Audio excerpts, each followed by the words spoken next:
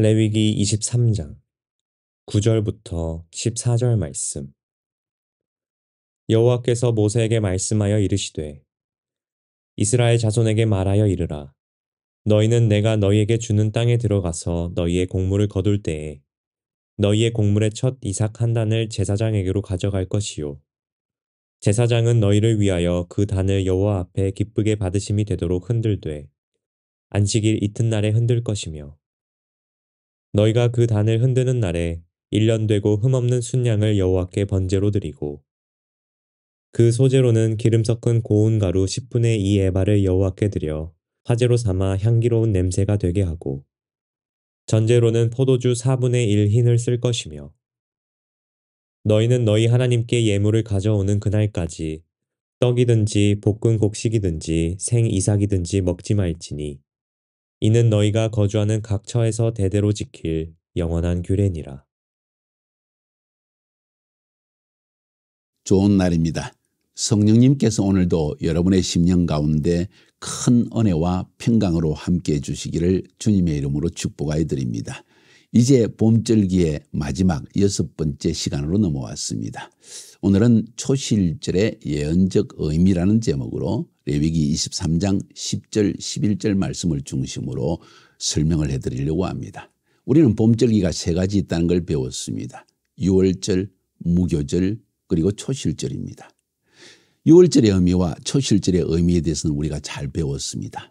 쉽게 이야기해서 유월절은 예수님의 십자가 사건을 의미하는 것이었습니다. 어린 양의 피를 발라서 이스라엘 백성들이 심판을 피한 것처럼, 심판을 면할 수 있었던 것처럼, 그리고 애굽의 종살이, 세상의 종살이에서 벗어나 하나님의 백성이 될 수 있었던 것처럼 오늘날도 마찬가지로 예수님이 십자가에 흘리신 보혈의 피를 믿으면 그 믿음으로 말미암아 우리의 죄는 용서함을 받고 심판을 면할 수 있으며 세상의 종살이에서 벗어나 마귀의 종살이, 죄의 종살이에서 벗어나 하나님의 백성이 되는 엄청난 축복을 누린다는 영적 의미를 깨달아 알았습니다. 누구나 예수 믿어야 하는 것이지요. 바로 그 유월절이 니산월 14일 해질 때 이루어지고 유월절 식사를 하는 중에, 절기를 지키는 중에 바로 해가 지면서 니산월 15일이 되어집니다. 그날은 바로 무교절이 시작하는 날입니다. 무슨 의미입니까? 바로 어린 양의 피로 죄사함을 받았기 때문에 예수님의 십자가에 흘리신 보혈의 피로 말미암아 우리 죄가 완전히 없이함을 받았다. 용서함을 받았다. 그 사실을 증거하는 것이 무교절입니다. 그래서 첫날은 그 기쁨의 축제를 드려야 한다. 그리고 일주일 동안 무교병을 먹어라. 마지막 7번째 날에도 축제를 드리라. 왜냐하면 첫 번째 축제의 날은 예수님이 초림해서 우리의 모든 죄를 사하시는 바로 그 십자가 사건이 이루어짐으로 말미암아 죄사함이 시작된 날이고, 마지막 날은 주님이 재림하셔서 실제적으로 우리의 죄를 다 정결케 하시고 우리를 영원한 하나님의 나라로, 혹은 영원한 천국으로, 혹은 천년왕국으로 들어갈 수 있는 축복을 주시는 것이기 때문에 이 7이란 숫자, 무교절을 지키는 7이란 숫자는 바로 인간이 이 땅에 존재하는 동안에 지은 모든 죄악을 예수 그리스도 안에서만 다 사함받을 수 있다는 것을 상징하기 위해서 일주일을 지킨다고 말씀을 드렸죠. 그 다음에 오늘 초실절은 뭘까요? 이것도 역시 예수 그리스도에 대한 이야기입니다. 봄절기는 철저하게 예수 그리스도에 대한 예언의 성취입니다. 결론적으로 말씀을 드리려고 합니다. 6월절은 예수님의 십자가의 사건, 피 흘리신 십자가의 사건으로 말미암아 우리의 죄가 용서받은 것을 말한다면, 초실절은 바로 예수님이 죽은 자 가운데서 첫 열매가 되신 것을 바로 예언적으로 말씀하고 있는 것은 초실절이라는 것입니다. 구약시대 이스라엘 백성들이 초실절을 지키면서 하나님이 추수를 주셨다 해서 기뻐하는 것으로 그쳤는지 모르지만은 그 안에는 엄청난 예언적 의미가 담겨 있었던 것입니다. 어떤 예언입니까? 죽은 자 가운데 생명의 부활이 있다는 것입니다.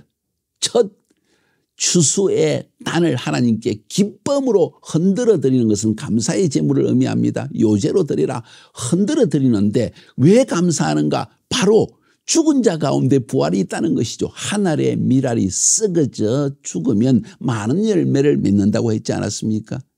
그 썩어진 열매가 썩어진 하늘의 씨앗이 미랄이 바로 예수 그리스도시고 그분이 다시 첫 열매가 되셔서 우리 모든 사람의 부활의 증거가 되어 주신 것입니다. 이야, 이것이 바로 초실절의 영적 의미라는 것입니다. 그러니까 초실절도 사실 육체적인 첫 부활의 추수를 단을 하나님께 드리는 것이었지만 그 안에 담겨진 예언적 의미는 죽은 자 가운데 부활의 첫 열매가 되신 예수 그리스도에 대한 예언적 의미가 담겨 있다는 것입니다.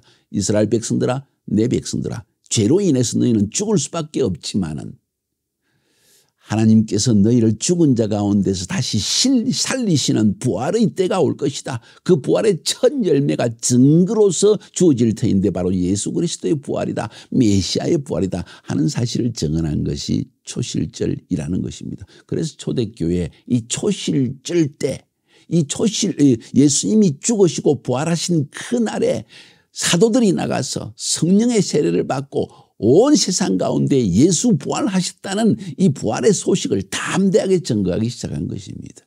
할렐루야. 이 놀라운 은혜가 우리 모두에게도 동일하게 임하는 그런 부활절 시즌이 될 수 있기를 바랍니다. 자, 오늘 본문의 내용을 조금 이해하기 위해서 설명이 필요합니다. 10절에 보니까 이스라엘 자손에게 말하여 이르라. 너희는 내가 너희에게 주는 땅에 들어가서 너희의 곡물을 거둘 때에 너희의 곡물의 첫 이삭 한 단을 제사장에게로 가져갈 것이요.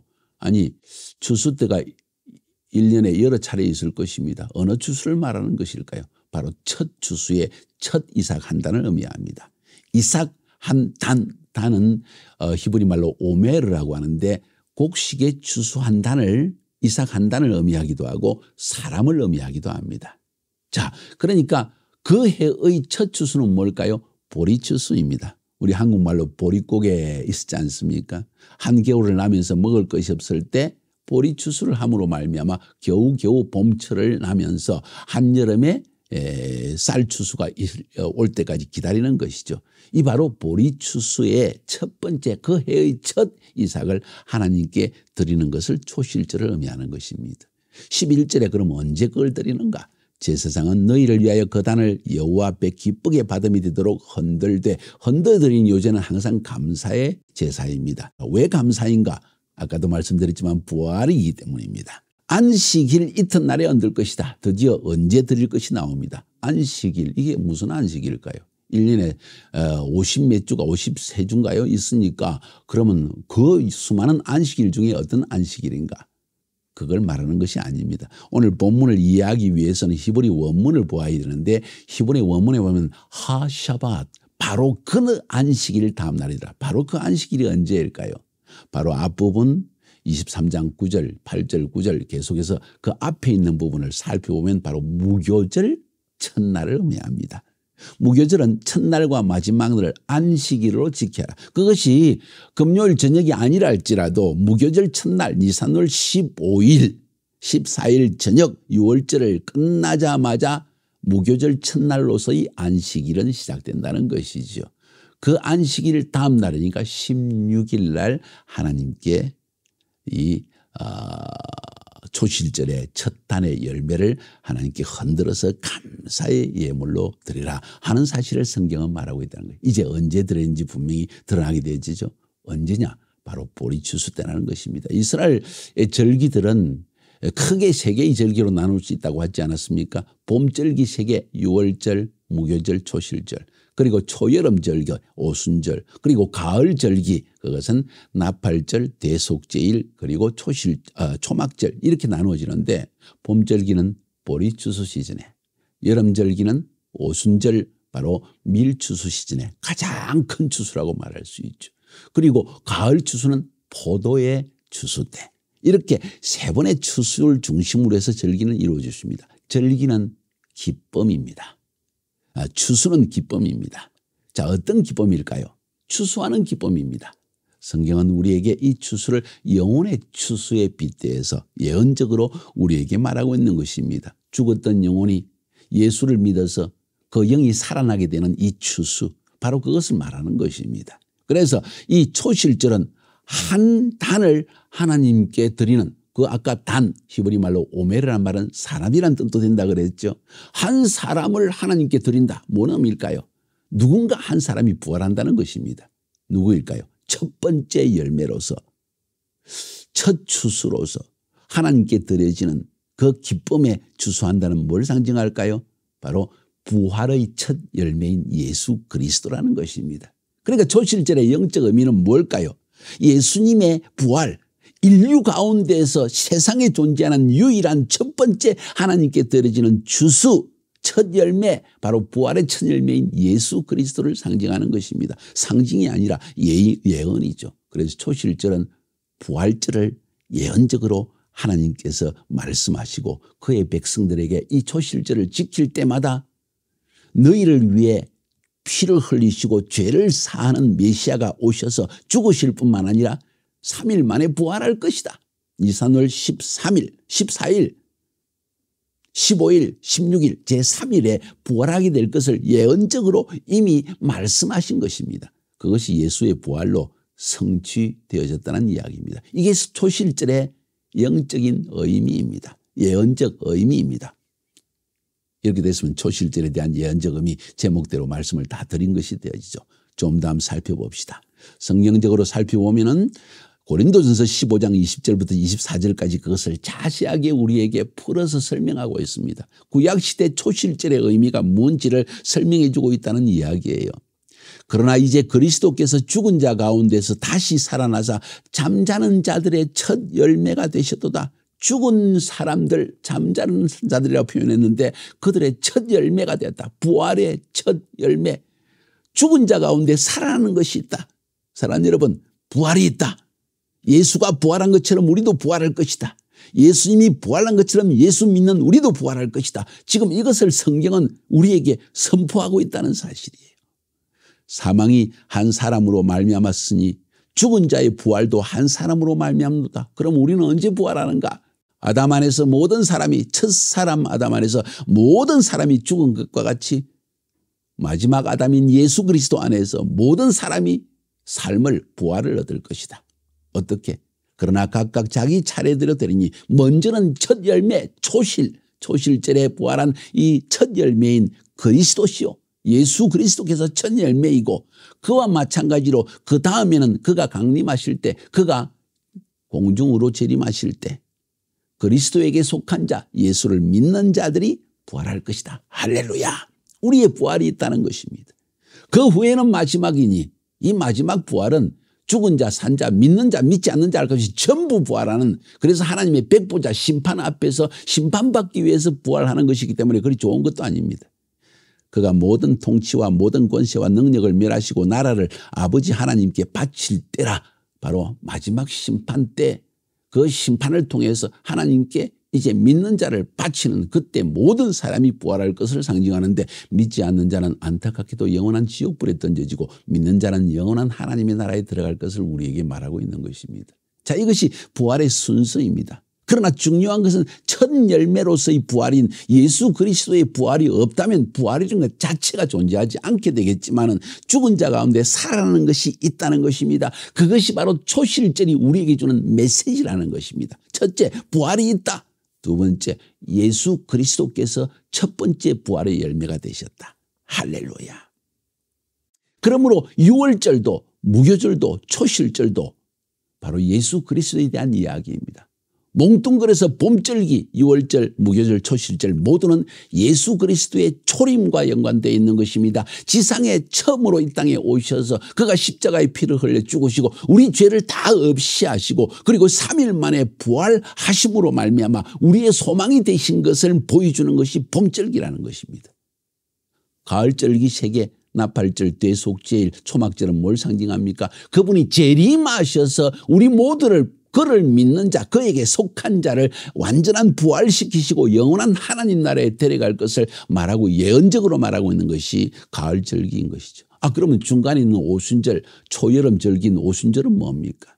그 중간에 예수 믿는 추수를 위해서, 대추수를 위해서, 밀추수를 상징하는 대추수를 위해서 밀추수의 시즌에 6월 초 혹은 6월 달 어느 때 밀추수가 이루어질 그때 바로 대추수가 이루어진다. 성령 강림으로 말미암아 이 일이 일어난다. 그래서 사도행전 2장에 보면 성령이 오순절 날에 강림했을 때 베드로가 예수님을 부인하고 도망갔던 베드로가 그가 성령 받는 순간 복음을 전개했고 하루 만에 3,000명이 구원받는 역사 추수가 대추수가 일어나기 시작했다. 그것도 이방인 가운데 오순절 날에 이 절기를 지키러 온 수많은 사람 가운데 이방인들도 많이 있었는데 이방인들 가운데 유대교회로 입교한 사람들이 와서 오순절을 지키기 원했는데 그 사람들도 구원받는 역사가 다시 말해서 유대인과 이방인의 구원이 함께 이루어지기 시작한 것이 바로 이 오순절이라는 거예요. 이 모든 것이 추수와 연관했다는 것이죠. 봄절기는 보리추수, 그리고 초여름 절기는 바로 밀추수, 가을에는 포도추수가 이루어지는 것. 그리고 추수는 모두 바로 영혼의 구원과 연관이 있다는 것입니다. 자, 다시 한번 좀 더 구체적으로 살펴봅시다. 그 초실절이 예언적으로 성취된 사실을 마태복음 28장 1절에서 볼 수 있는데 안식일이 다 지나고 안식 후 첫날이 되리는 새벽에 막달라 마리아와 다른 마리아가 무덤을 보려고 갔더니 바로 부활절 새벽을 의미합니다. 이 날이 언제입니까? 안식 후 첫날. 이 안식일이 금요일이 지나고 금요일 저녁에 해가 지고 토요일을 말하는 안식일일까요? 아니요. 바로 무교절 첫날 큰 안식일입니다. 그 안식일 첫날, 다음 날 첫날, 그러니까 부활절을 의미하는 것입니다. 할렐루야.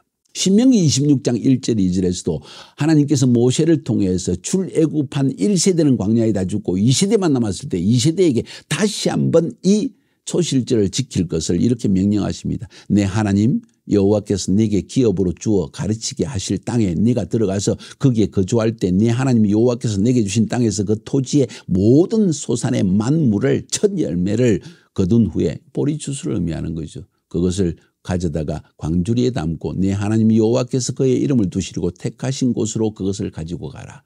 뭔 이야기입니까? 초실절을 지키라는 이야기죠. 얼마나 중요하든지 광야에서 출애굽했던 1세대는 시내산에서 하나님께서 이 말씀을 레위기 23장을 통해 말씀하시고 하나님께 불순종해서 1세대가 광야에 다 죽고 나서 2세대가 이제는 가나안 땅에 들어가기 전에 모압 평지에 있을 때 모세가 다시 한번 광야의 2세대에게 이 신명기의 26장 말씀을 통해서 또 초실절을 지키라. 얼마나 중요한 절기이기 때문에 그렇게 말씀하실까요? 여러분, 여호와의 절기는 매우 중요한 하나님의 시간표를 담고 있고 하나님께서 인류의 구속을 위해서 하실 예언적 시간표를 담고 있다고 했습니다. 그래서 봄절기는 메시아의 초림, 그리고 가을절기는 메시아의 재림, 그 중간에 있는 오순절은 성령 강림, 이렇게 해서 교회 시대가 시작되고 추수가 시작되는 것을 보여주는 것이라는 거예요. 그런데 이것이 안타깝게도 기독교의 역사 가운데서 변질되는 때가 왔습니다. 우리가 잘 아는 대로 기독교가 로마의 공식 종교가 되어졌습니다. 누구에 의해서? 로마의 콘스탄틴 대제에 의해서 313년에 기독교가 공적으로 공인되자마자 믿는 사람 믿지 없는 사람 살 것 없이 로마에 있는 모든 시민들은 전부 교회를 나가야만 했습니다. 마음으로 믿든 믿지 않든 상관없이. 왜? 기독교가 상당히 빨리 부흥하는 종교라는 걸 발견하고 콘스탄틴 대제가 정치적으로 이것을 이용해서 모든 사람들을 기독교라는 종교로서 통합해서 그들을 다스리기를 원했던 것이죠. 쉬운 거죠. 한 가지 종교만 있으면. 그러나 안타까운 것은 그 안에 기독교 안에 가장 중요한 하나님의 시간표가 사라지기 시작했습니다. 어떻게 해요? 절기를 변개시켰습니다. 예수 믿으면 되지. 절기를 왜 지켜야 되느냐? 오늘날 그런 사람 많이 있지 않습니까? 왜 그렇습니까? 절기 안에 하나님의 구원의 시간표가 있다는 사실을 몰랐던 것이죠. 그것을 알았던들 이렇게 하지는 않았을 것입니다. 그래서 그들은 교묘하게 절기들을 없애버리고 절기 대신에 크리스마스라는 걸 만들어내고 예수님 크리스마스 탄생일을 지키라는 것이 사실은 성경에 없지 않습니까? 나쁜 건 아니죠.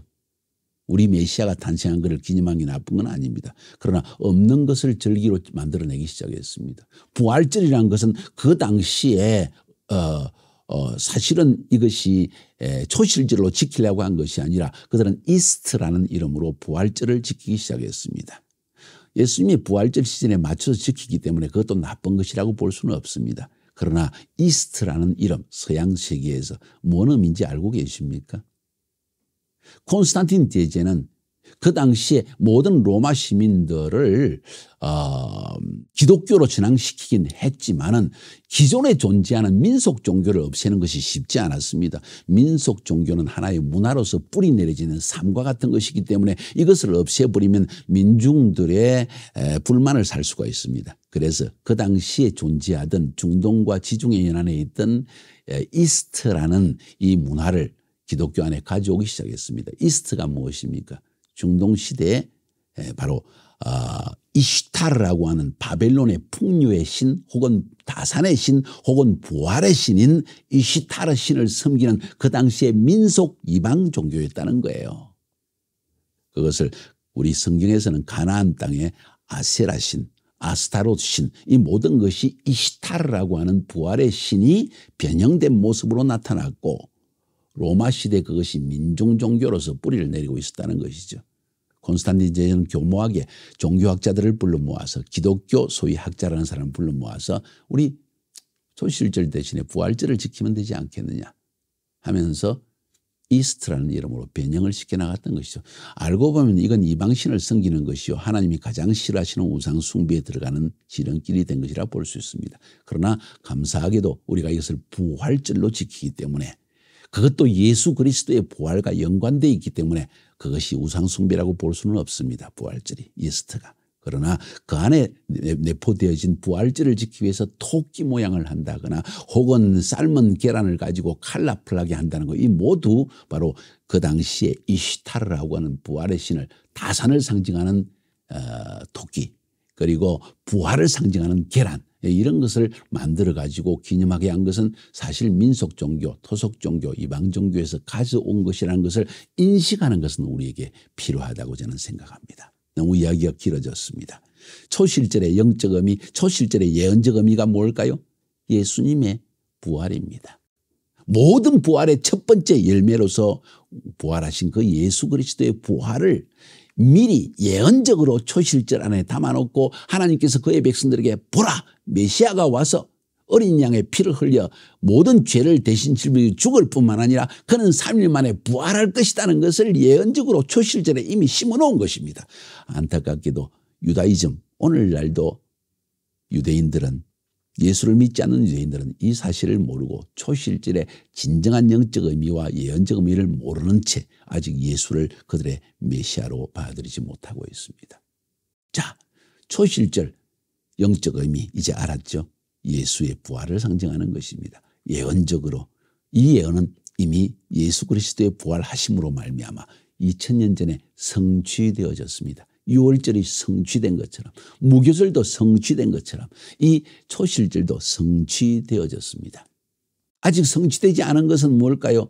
가을절기만 남아있는 것입니다. 예수님이 공중재림하시고 지상재림하실 때 이 예언은 성취될 것입니다. 그러니까 절기는 굉장히 중요한 것이죠. 그러나 여기서 이 초실절의 영적 의미, 예언적 의미를 살펴보면서 또 한 가지 우리가 명심하며 받아들여야 할 것은 이 모든 여호와의 절기는 추수와 연관이 있다는 사실이죠. 앞에서도 말씀드린 것처럼 초실절은 바로 보리 추수 때 첫 번째 추수가 이루어졌다. 누구냐? 예수 그리스도가 바로 첫 부활의 추수였다.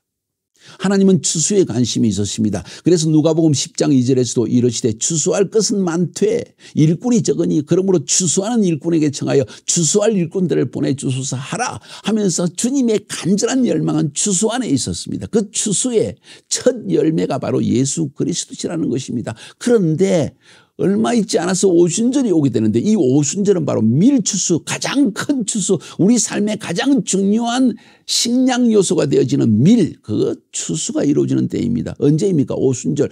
오순절이 언제입니까? 성령이 강림하시는 때. 실제로 그것도 성취되어졌습니다. 사도행전 2장에서 예수님의 120문도들이 마가의 다락방에서 기도할 때 성령이 임하였고 예수를 3번 부인하였던 베드로가 강력하게 사람들을 향하여서 이 예루살렘의 이 성전에 서서 바로 예수의 부활을 증거했고 그로 말미암아 3,000명이 하루 만에 구원받았습니다. 큰 추수죠. 밀추수입니다.